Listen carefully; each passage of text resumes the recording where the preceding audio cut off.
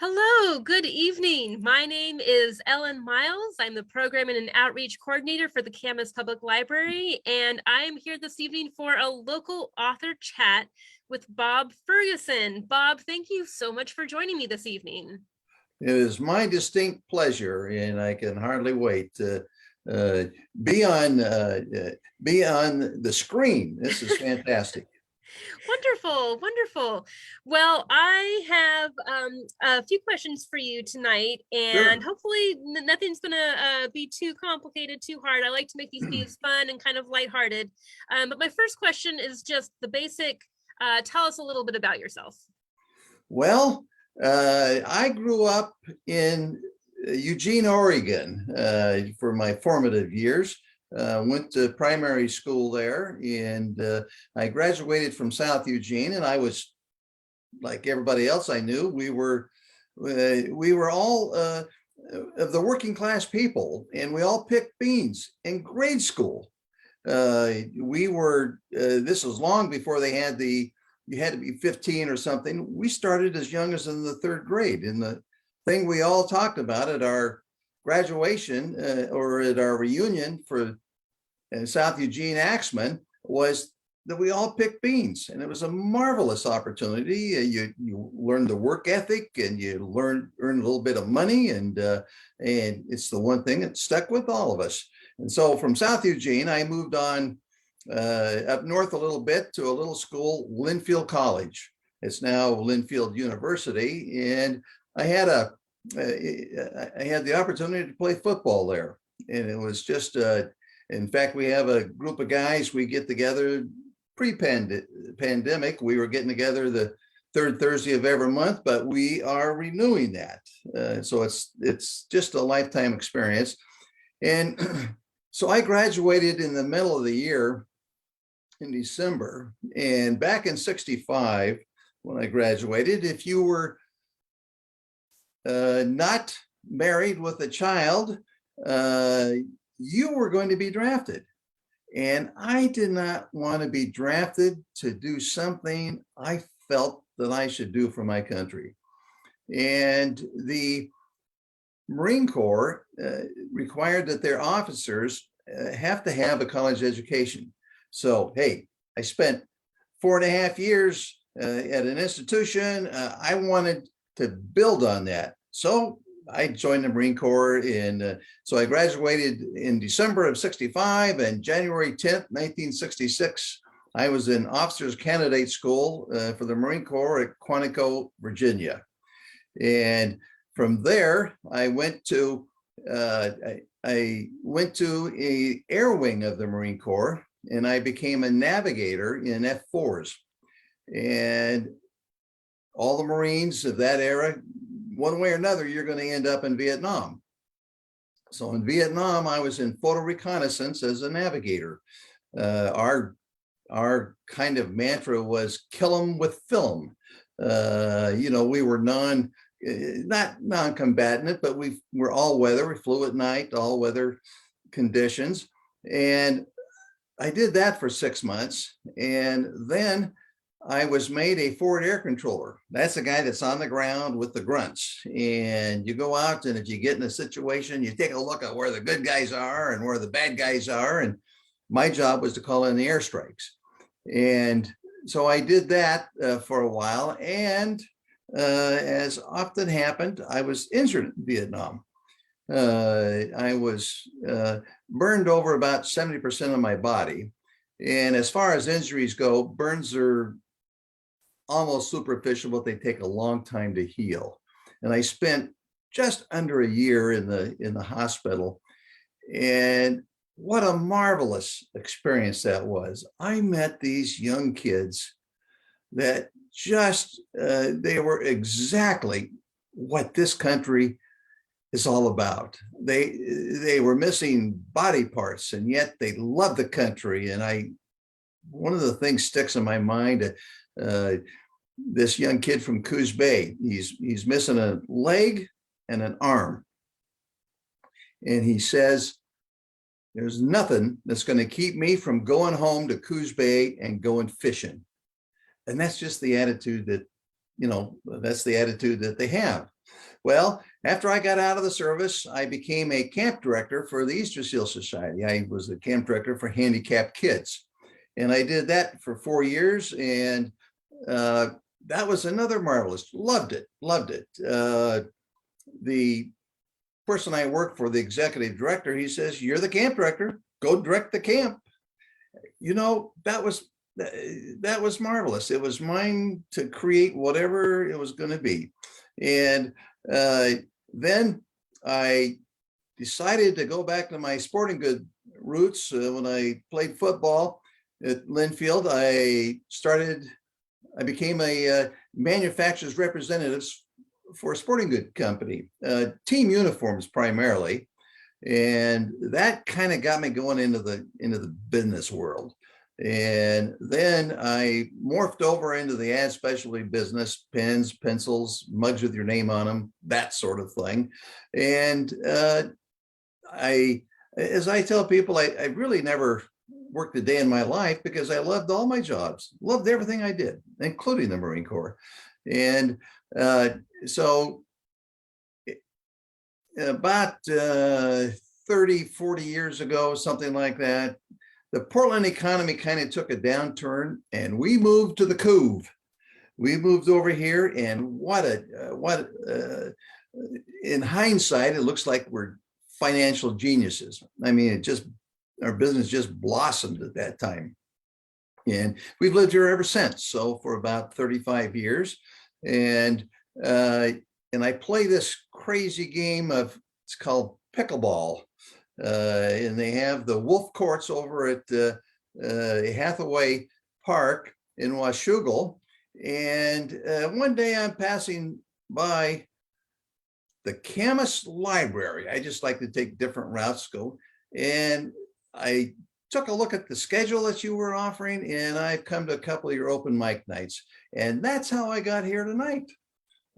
Just by moving around, taking a look at what's happening in the community. And I must say, you have one of the more active calendars of all the libraries. So that's how I got here tonight. Wonderful. Thank you. Thank you. Well, that's a nice story. And thank you for the plug about our library and our events. We do try to offer a lot.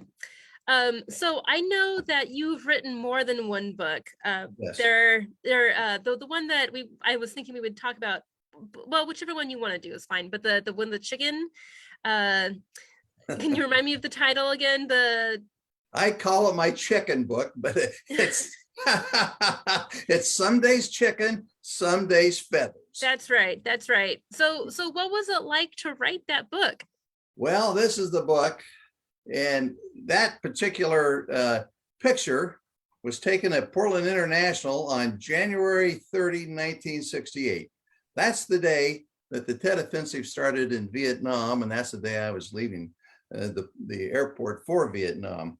And it was I was compelled to write the book because my grandson, when he was about 11 or 12, he said, "Grandpa, why'd you lose the Vietnam War?" I mean, like I lost the war all by myself. And I said, "Brent, where did you get that idea that we lost the Vietnam War?" He said, "Well, my teacher told me, and he read it in a book." Well, somebody was writing my story, but it wasn't me. And I said, "I've got to write my own book." Now, just a happenstance, about the same period of time, I had gone back to school on the VA benefits. And at age 61, I got my master's in teaching. And during my student teaching program, I was one of the sections was teaching 8th graders how to write a memoir. All of a sudden, what Brenty said, a memoir, he said, "Hey, this could be fun." Had to do it. So that's how the book got started. That's great. That's great. And then once it was written, how did it get published? Well, the publishing industry at that time isn't what it is today. And there are what they call vanity presses. I went to really learn, besides teaching eighth graders how to write a memoir, I went to lots of conferences and workshops and so forth. And I learned that in one of those workshops, one of the writers, very successful, he says, well, I shopped around for 8 years before I got an agent to get my book published. And I thought, wait a minute, I'm 65 years old. I can't wait that long. So I explored the self-publishing route, and in this book, to get one book at a reasonable price, I had to buy 250 books. And boy, was that ever but that's just the way it was then. Glad I did it. Wouldn't do it again. And now you can buy them one at a time. But that's how I got it published. I just said, it doesn't matter what the price is. Somebody's writing my book. It's not me. And I discovered that without my witness, my story disappears, or worse, it gets changed altogether. So I bit the bullet, bought that. But since then, I have moved on to Amazon has a wonderful program. It's HDP publishing. It started out as Create Space, Kindle Direct Printing. Yeah, oh yeah, KDP, Kindle Direct Printing.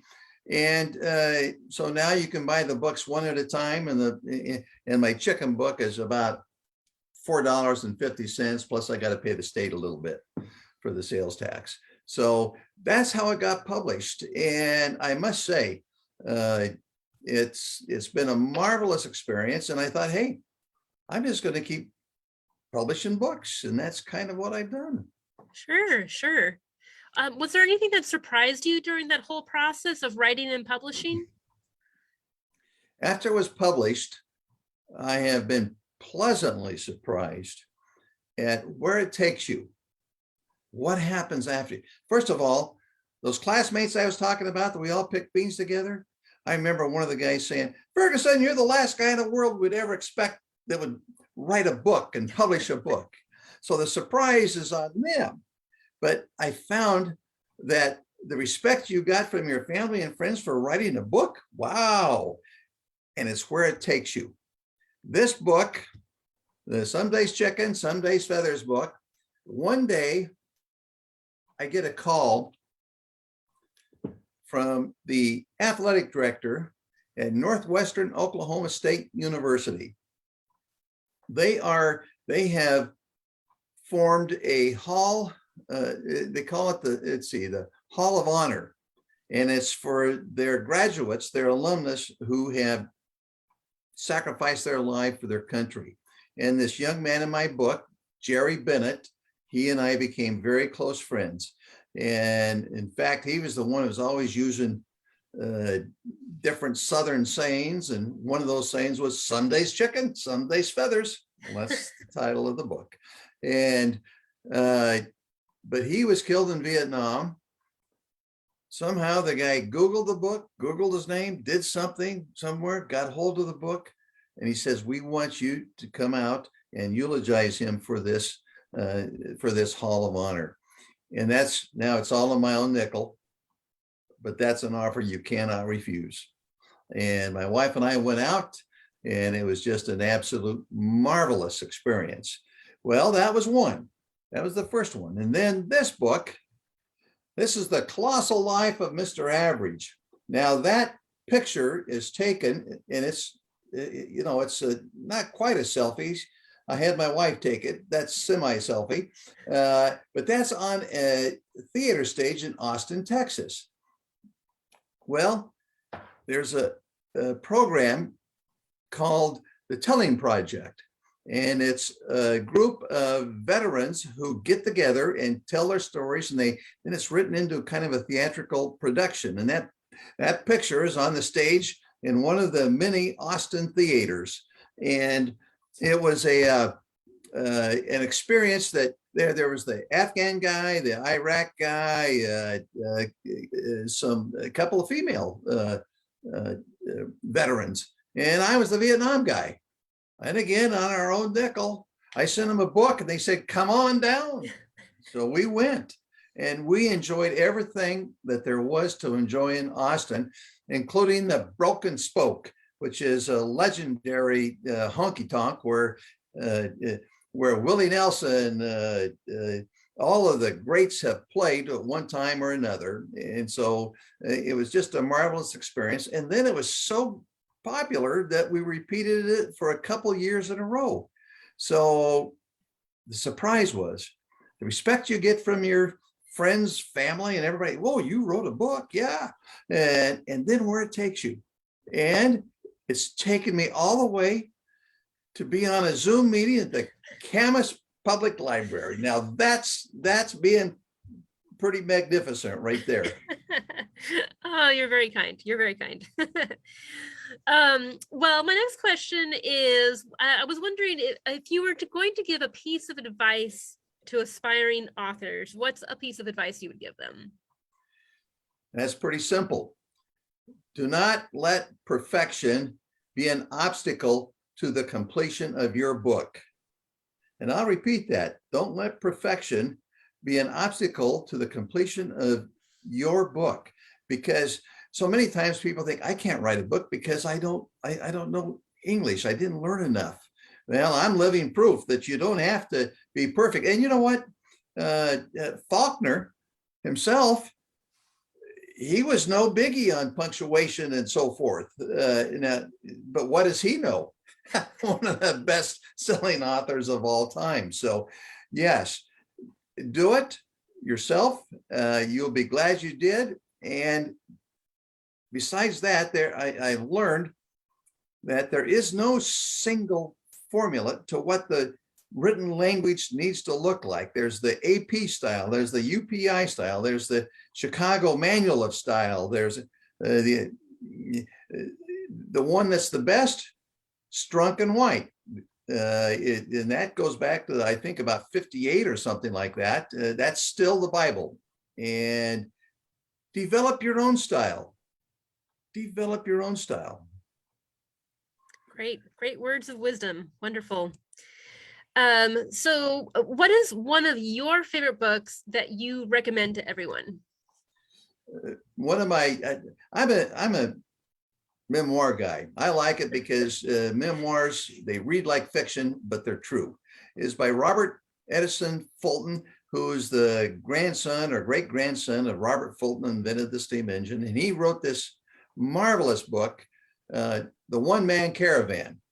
And he graduated from Cambridge or something like that. And he's trying to impress a lady at graduation night. And somebody at the party says, what are you going to do after you graduate, now that you've graduated? He says, I'm going to take a motorcycle trip around the world. And of course, that's pretty impressive to another young grad. And the guy said, and he has no intention of doing that.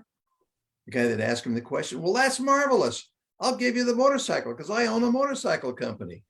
Well, he was kind of stuck. To impress the lady, he had to go off on his trip around the world. And what's fantastic about it, his trip took place in the 30s.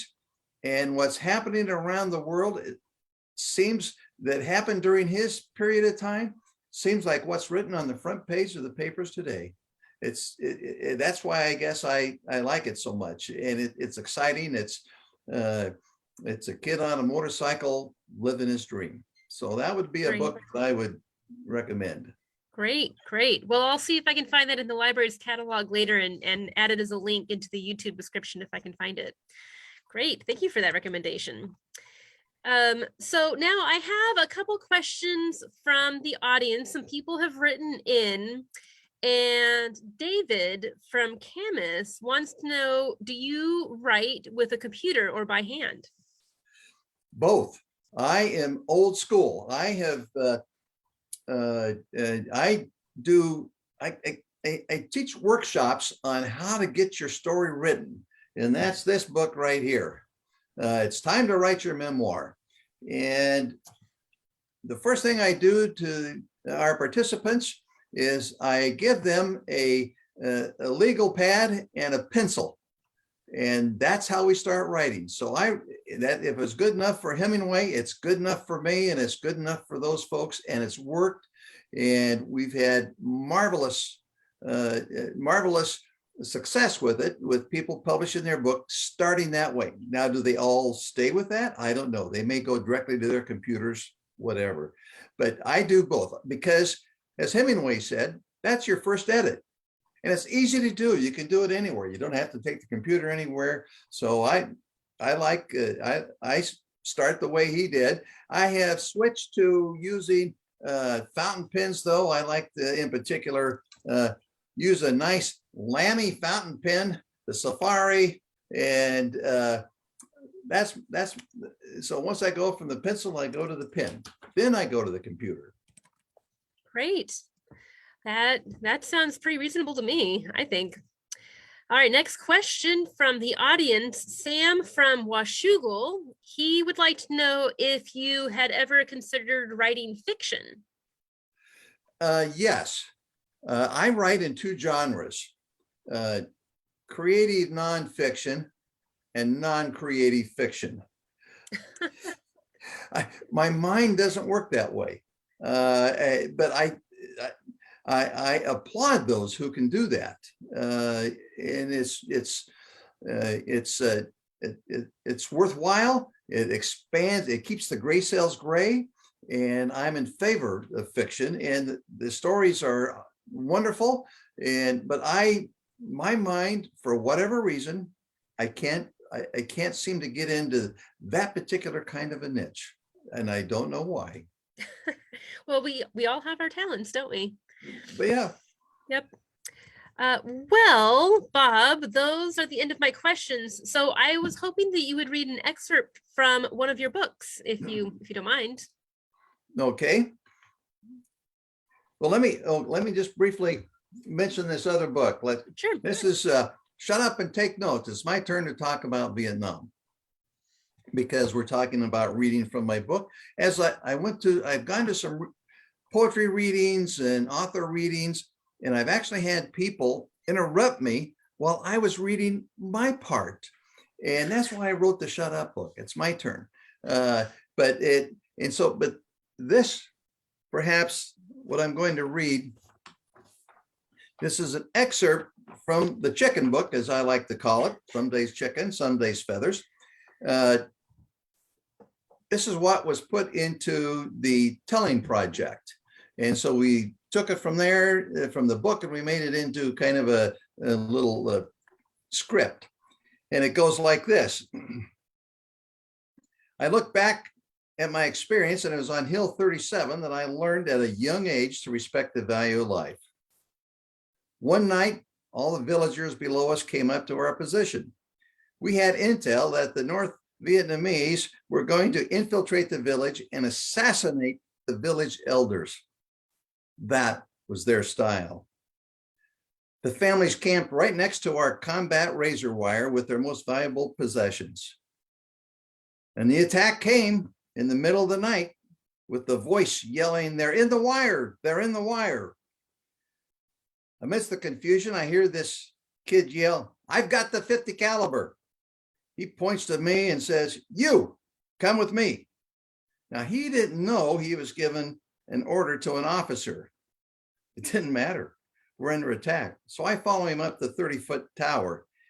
He tells me my job is to feed the ammunition into the gun nice and slow, and he begins firing away. Flares light up the enemy, and I can see that they're scrambling for cover as he sprays them with bullets. Our 50 caliber begins to win the fight, and God help me if I didn't find the battle exhilarating. But that night, we were saving those people that were jammed up against our combat wire. There was never any question, are we doing the right thing? We know that we were saving those people.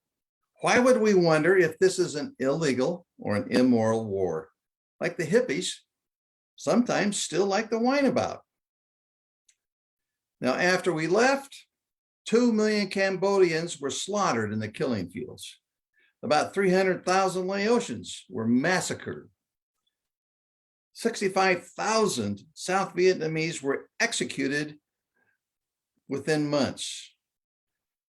Over 150,000 drowned trying to escape as part of the 1.5 million boat people flotilla who cast themselves afloat on anything that would stay afloat.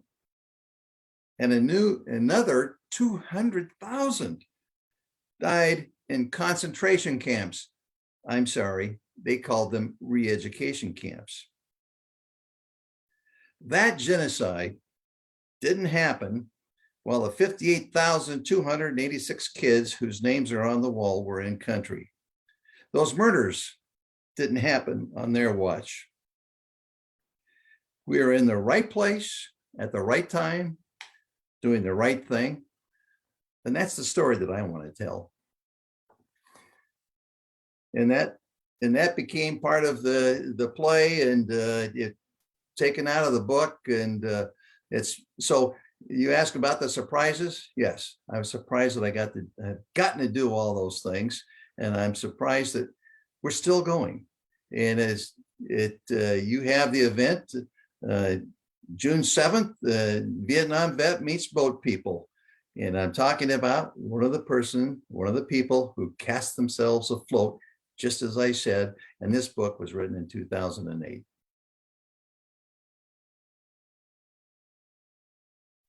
That's going to be an in-person event on June 7th, like you said, 6:30 here at the library, and it'll be you, Bob, and Tim Tran who will be speaking. He's also a published author, a local published author, and I'm really excited about that event.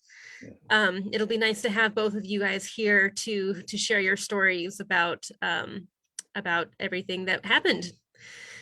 So I will also post a link to that in the YouTube description as well. So thank you very much, Bob, for your time this evening. It was a really fun talking to you about your books and your process and everything. And I'm looking forward to seeing you in the library on the 7th. This has been an absolute pleasure, and thank you very much for the invitation. And I encourage anybody that without your witness, your story disappears. Or worse yet, it gets changed just like mine did. So write your story. Don't let perfection be an obstacle to completion of your book. Great words of advice. All right. Thank you, Bob. Good night. Thank you. Good night. Night all. Thanks for the questions, Sam and Dave.